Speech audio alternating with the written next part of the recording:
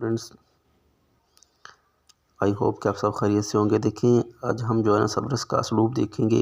जैसे कि स्टूडेंट्स आप जानते हैं कि असलूब से मुराद होता है कि जो मुसन्निफ़ है उसके बयान करने का तरीका कैसा है। उसका यूँ कह लें कि अगर बोलने में अखलाक होता है ना, कि इंसान का अखलाक चेक किया जाता है कि इंसान का अखलाक कैसा है, तो उसी तरह असलूब में उसकी जो है ना अंदाज़े बयान, उसके जो है ना वो लहजा, उसके तअसरात क्या हैं, पढ़ने वाले पर कौन से पहलू जो है ना वो से मतलब उसका अपना एक वो पॉइंट क्या है, ठीक है, उसका उसलूब बयान कैसा है, उसका नज़रिया सुखन क्या है, इस चीज़ को हम देखते हैं।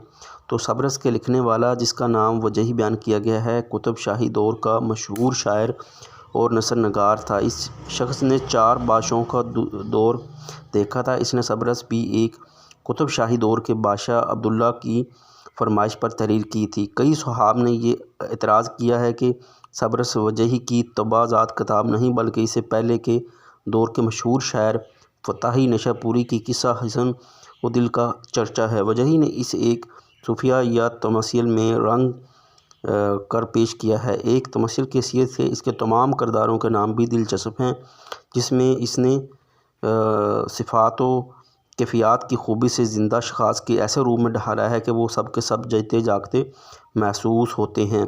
सबरस की लताफ़त में खूब इजाफ़ा करके इसे अजीब व गरीब बना दिया है। वो ख़ुद बयान करता है कि चीते चौसावाल, चीते फहमदारां, चीते गुनकारां होले सन। आज लगन कोई इस जहान में हिंदुस्तान हिंदी ज़बान सूं, इस लताफ़त इस छंदा सूं नज़म होर नसर मिलाकर गिला कर नहीं बोलिया।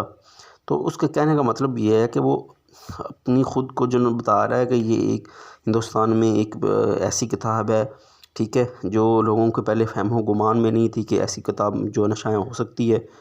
तो जिसमें जो है ना नज़म और नसर टाइप जो है ना मिलाकर जो है ना इसके सारा मवाद लिखा गया है। सबरस में वजही ने एक आम और आलमगीर हकीकत को मजाज के पराए में बयान किया है। डे स्टूडेंट, इन सारे को जो है ना वर्टा लगाने की ज़रूरत नहीं है। इसमें इश्क़ो मशूक़ भी का भी एक किस्सा है, ठीक है, इसमें बादशाहों को भी लिया गया है, इसमें सियासत भी है।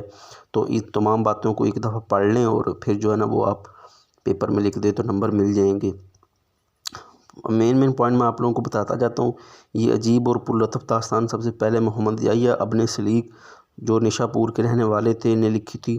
निशापुर का इलाका खरासान में वाक़ है। इन दोनों वहाँ शाह रुख मिर्ज़ा की हुकूमत थी। मोहम्मद याह्या का तखल्लुस फ़ताही था। ये बहुत ही बुलंद पाए शायर होने के साथ साथ फाजिल भी थे। जो स्टूडेंट इसी तरह के मेन पॉइंट जो है ना वो ज़हन में रख लें तो आप लोग जो है ना इससे अच्छे नंबर ले सकते हैं। तो मज़ीद अगर देखें तो एक लंबे अरसा तक सबरस को वजही की तबाज़ात का ख्याल किया जाता रहा था। लेकिन ये तहकीक से साबित हो गया कि वजही ने इस किस्से को खूबसूरत अंदाज में एक तख्लीक सूरत में पेश किया, जबकि असल में तमसीली किस्सा फ़ारसी की एक मशहूर किताब दस्तूर इशाक से लिया गया है। ये मेन पॉइंट जो है ना डे स्टूडेंट बताते जाएँ, तो क्योंकि ये टोटल अगर स्लूब हम देखें तो काफ़ी लेंथी है।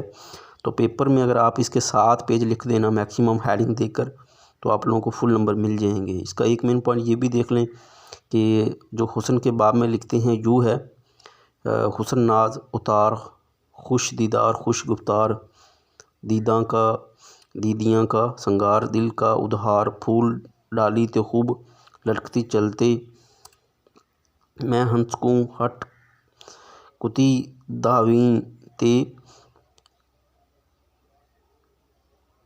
किती दावी ते मीठी बोले बात, आवाज़ ते कमरी को करे मात, कमल फूल की फंकड़ियाँ जैसे हाथ, चमन में फूल शर्म हजूर लाज, तो उस्मान पर चढ़े चाँद सूर, मस्त हती ते मगरूर, माती पाती किसे खातर में लियाती। ये फ़ारसी का कलाम है। यू नो के जो है ना वो इसमें वो कहना ये चाह रहा है कि हुस्न की और ख़ूबसूरती की तारीफ़ कर रहा है, जिस तरह तमाम रवायती शायर हमारे करते हैं।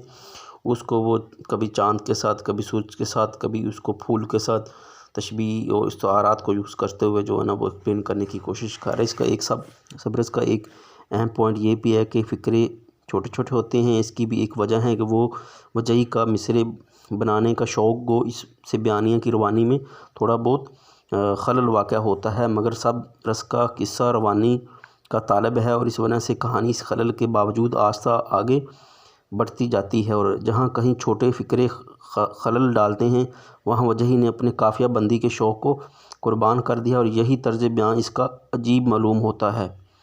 تو ڈیئر اسٹوڈنٹ، یہ امپورٹنٹ بات ہے، اس کو بھی ذہن میں رکھ لیں، ٹھیک ہے۔ ایک کتاب سبرس نام سے لکھی، اس میں اس نے عربی، فارسی، دکنی، راجستانی، گومڑی غرض کے کئی رائج الوقت زبانوں کو اس طرح آپس میں ملا کر مطلب برادری کی کہ اس کا یہ فن پارہ ایک ایسا سنگ میل بنا جو بعد کے دور میں اردو نثر کی ارتقاء میں ممد و معاون ثابت ہوتا ہے۔ وہ لکھتا ہے کہ غرض بہت نادر باتاں بولیاں ہوں، دریا ہو کر موتیاں سو بریا ہو، یوں کتاب عجائب بند رہے مگر سورج منگتا دگر چندر ہے، فرہاد ہو کر دونوں جان نے آزاد ہو کر دانش کے تیشے سو پھاڑاں اٹھائیاں تو شیریں پایا۔ تو دونوں بات ہوئی تو اس باٹ آیا۔ تو ڈیئر اسٹوڈنٹ، اس میں سے بس اہم پوائنٹ دیکھ لیں، تو باقی جو ہے نا پورے کو رٹا لگانے کی ضرورت نہیں ہے۔ سبرس کی پوری اور کل اہمیت جہاں تک اس کے دور متن کا تعلق واسطہ ہے، وجہی کے نزدیک یہ ہے کہ اس نے نثر میں شعریت کے انداز پیدا کیے ہیں، نظم اور نثر ملا کر گلا کر بیان کے ایسے پیرائے ایجاد کیے کہ جن سے نثر میں شعر کا سا لطف پیدا ہوا ہے۔ اس بات میں بھی شک کوئی گنجائش نہیں کہ نثر اردو میں زندگی یا نئی روح پیدا کرنے کا شرف وجہی کو حاصل ہے، کیونکہ اس دور سے پہلے کی نثر کتب کو اظہار کی ناتمام کوشش تو کر سکتے ہیں، انہیں ادبی اسلوب کی قابل توجہ کوشش نہیں کر سکتے۔ اسٹوڈنٹس، یہ اس کو ذہن میں رکھ لیں، ایک یہ پوائنٹ ذہن میں رکھ لیں کہ ان تحریروں کا اگر جائزہ لیا جائے تو صاف پتہ چلتا ہے کہ نثری نگار کوئی ادبی تحریر نہیں لکھ رہا، صرف اپنا مطلب و مدعا ظاہر کرنے کی کوشش کر رہا ہے۔ تو یعنی کہ وہ سبرس میں جو ہے نا اپنا مدعا بیان، اپنے جو ہے نا اسلوب کو مد نظر رکھتے ہوئے جو ہے نا اپنا ایک الگ اس نے انداز اپنایا ہے جو کہ باقی کسی مصنف کے پاس موجود نہ تھا۔ وجہی کہ اس آخری جملہ جو اس نے یہ لکھا ہے کہ یہ بات نہیں تو تمام وہی ہے، الہام ہے، تو ہمیں اتفاق نہیں کہ کیونکہ جہاں وہ دوسروں کی اطاعت کی عزت کرنے کا درس دیتا ہے وہاں خود اس پر عمل نہیں کرتا، کیونکہ اس نے بھی سب کچھ فتاحی سے حاصل کیا ہے۔ بے شک اس زمانے کے اعتبار سے سبرس اردو نثر کی ایک پہلی کتاب ہے، حال ہی کے زمانہ میں جو کتب اس نہج پر لکھی گئی ہے ان سے کسی طرح کم نہیں ہے۔ یہ ضرور ہے کہ اس کی زبان قدیم ہے۔ تو ڈیئر اسٹوڈنٹس، ان مین پوائنٹس کو ذہن میں رکھ لیں اور اسی مطابق آپ لکھ دیں تو آپ لوگوں کو نمبر مل جائیں گے۔ تو جب دکنی زبان کی طرف اشارہ کرتا ہے تو وہ کہتا ہے، نظر آتا ہے کہ جوں دکن میں چلیاں ہے، اس سے پتہ چلتا ہے کہ وجہی شمالی ہند اور دکن کی زبان کے فرق سے آگاہ ہے۔ تو سبرس کی زبان تقریباً 300 برس سے کچھ پہلے کی ہے، وہ بھی دکن کی کتاب کے مطابق جو ہے نا مطالعے سے یہ بھی آگاہی ملتی ہے کہ عربی، فارسی کے ساتھ ہندی کے الفاظ بھی کثرت سے استعمال کیے گئے ہیں۔ تو دوستوں، ان باتوں کو ذہن میں رکھ لیں اور انہیں کو لکھ دیں تو انشاءاللہ آپ لوگوں کو فل نمبر مل جائیں گے۔ اس کے ساتھ جو ہے نا اختتام کرتے ہیں، نیکسٹ ہم جو ہے نا لیکچر میں اس کا پاس منظر دیکھیں گے۔ تو ڈیئر اسٹوڈنٹ، جو ہے نا آپ لوگوں نے ہیڈنگز لازمی دینی ہیں، لائنیں لگانی ہیں، پیپر کو ریپرزینٹ کر کے اس میں سے 6-7 صفحے لکھ دیں گے تو انشاءاللہ آپ لوگوں کو 20 میں سے 18 نمبر لازمی مل جائیں گے۔ تو ڈیئر اسٹوڈنٹس، چینل کو سبسکرائب لازمی کر دیں، اس سے ہماری حوصلہ افزائی ہوتی ہے اور نیکسٹ انشاءاللہ آپ لوگوں کے لیے اچھی جو لیکچرز جو ہے نا بنائے جائیں گے۔ اللہ حافظ۔